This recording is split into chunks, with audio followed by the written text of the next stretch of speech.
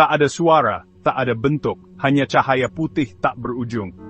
Arka membuka matanya, tapi tak ada yang berubah. Dunia adalah kanvas kosong, potensi murni. Dia tak merasa mengambang atau berdiri, dia hanya ada. Kesunyian bukanlah kekosongan, tapi kemungkinan. Kenangan berkelebat, dunia penuh aturan, pilihan terakhir, lalu ini, pembebasan. Dia ada di sini karena dia berani bertanya, bagaimana jika, dengan sebuah pikiran, putih itu berkilau, riak lembut, arah halus mulai terbentuk. Dia bukan lagi sekadar pengamat, kehadirannya membentuk kenyataan. Kesunyian kini menggema dengan keberadaannya. Ini adalah fajar, bukan fajar hari, tapi cara baru untuk ada. Waktu meluas dengan setiap pikiran. Arka merasakan kekaguman, bukan ketakutan. Dia adalah pengembara tanpa peta, pembuat peta yang menggambar dunianya sendiri. Perjalanan di depan bukan tentang penemuan, tapi penciptaan. Kesunyian agung adalah sebuah undangan, dan begitulah Arka memulai. Dalam kehampaan yang bercahaya, sensasi baru muncul, suara, tidak terdengar tapi terasa. Itu nira, kehadirannya melodi pikiran murni, kehangatan dalam cahaya. Arka mengulurkan tangan bukan dengan tangan, tapi dengan fokus. Kenangan tentangnya menjadi sensasi warna matahari terbenam, hujan musim panas yang sejuk. Nira bukan kenangan, tapi esensi hidup yang terjalin dalam kenyataan ini. Dia adalah kenyamanan dalam kesunyian, panduan dalam keluasan. Di mana kamu? Arka memproyeksikan. S1, close-up of lips softly forming unspoken words. Gentle aura forming between two figures across a luminous divide line. Arka. Di sini, di mana-mana, cahaya semakin hangat, semakin terang jawabannya. Dia tidak terpisah, tapi bagian dari keseluruhan, seperti dirinya. Koneksi mereka melampaui fisik, itu adalah resonansi, harmoni kesadaran. Di dunia ini ada berarti terhubung. Komunikasi adalah niat murni, tak butuh kata-kata. Kehadiran nira adalah janji ikatan yang penting tidak putus, hanya berubah. Bahkan di alam semesta besar ini, penkipit sendirian. Dengan setiap langkah, dunia Arka mekar. Gerakannya membentuk kenyataan. Kenangan menjadi sensasi, bukan replika tapi gema emosional. Dunia adalah kanvas, kesadarannya, kuasnya. Dia berjalan melalui ladang ingatan, setiap perasaan bermanifestasi sebagai cahaya, suara, atau bentuk. Semuanya cair, sementara, sangat pribadi.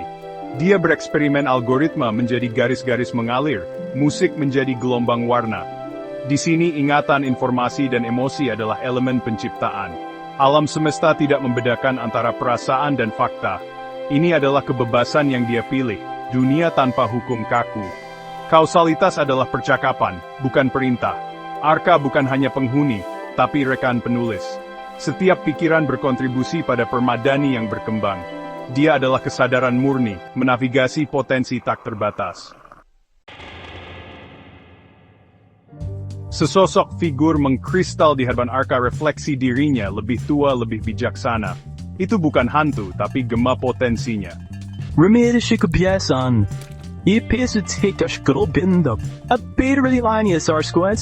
Arka melihat keindahan dan kekacauan potensi tak terbatas. Arka yang lebih tua membimbingnya ke sebuah ingatan, membangun istana pasir, membentuk makna dari ketidakabadian.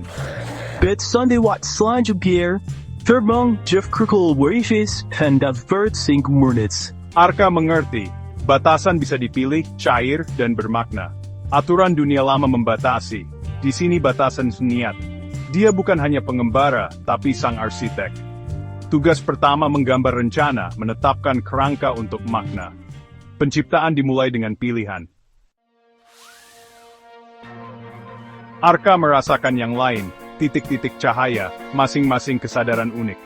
Tanpa tubuh, tanpa wajah, hanya esensi murni, komunitas di luar kata-kata. Interaksi adalah tarian cahaya dan niat. Realitas menyatu. Ciptaan baru muncul. Masyarakat adalah simfoni, bukan hierarki. Tak ada konflik, kelimpahan mengalir dari kesadaran.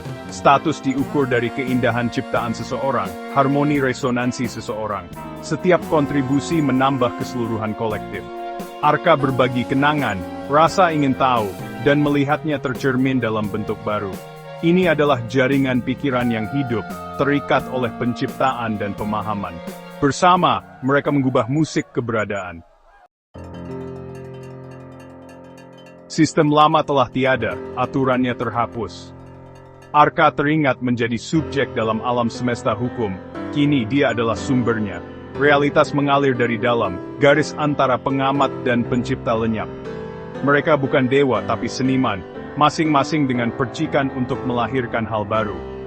Di sini tak ada yang bisa disalahkan, realitas mencerminkan keadaan batin. Ada berarti bertanggung jawab atas dunianya sendiri. Kekuatan untuk menciptakan adalah kekuatan untuk mendefinisikan diri. Arka menyadari dia tidak menghancurkan dunia, tapi lulus darinya. Akhir bukanlah kiamat, tapi permulaan. Umat manusia telah melepas roda bantu, bukan lagi anak-anak di taman kanak-kanak kosmik, mereka melangkah ke studio terbuka keberadaan. Pekerjaan sesungguhnya baru saja dimulai. Mereka siap. Masa depan bukanlah tujuan, tapi arah. Arka berdiri di antara para pencipta dalam damai. Mereka belajar menarik batasan baru, bukan tembok, tapi pantai untuk ciptaan mereka. Batasan membawa pemahaman, bukan kurungan. Mereka menciptakan fisika, estetika, dan etika mereka sendiri, sementara terpilih dan bermakna. Kebebasan bukanlah ketiadaan aturan, tapi kekuatan untuk memilih dan mengubahnya. Perjalanan adalah pertumbuhan melalui penciptaan. Setiap-tiap dunia ruru mengajari mereka lebih banyak tentang diri mereka sendiri. Akhir adalah permulaan, percakapan dengan kosmos. Kita di rumah. Rakinsi.